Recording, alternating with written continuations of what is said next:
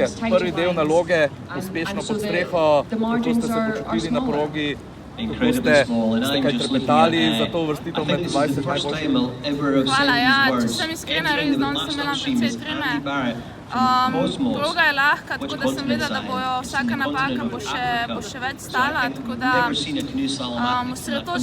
osredotočila sem se nase, čeprav mi čovno od začetka ni najbolj stekel, sem pač samo ustrajala in občutki sicer niso bili najboljši, ampak danes je bilo tako letje prebit, tako da v soboto pa upam, da najdem še te boljše občutke na vodi. Seveda, vemo, spremenila se bo tudi postavitev proge, verjetno bolj zahtevna za polfinale. S kakšnimi željami? Seveda, vsaka tekmovalka si želi finale deseterice. Ja, seveda, si enkrat v polfinalu je naslednji cilj prive finale, ampak jaz se bom osredotočala pač na svojo vožnjo, zato ker vem, da če se uspem fokusirati, če najdem ta občutek, ki mi je danes mečken manjko, da tudi lahko to pridem v finale.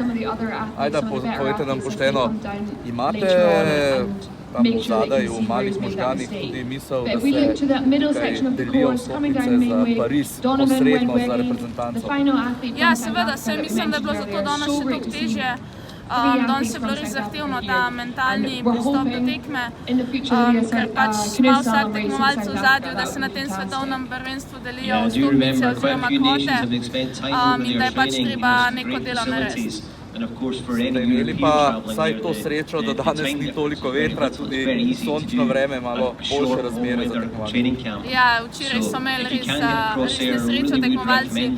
Je bilo kar težko gledati, ker poleg vse te živčnosti, ki jo že imaš po sebi na tekmi, potem take nepredvidljive razmere še toliko otežijo delo.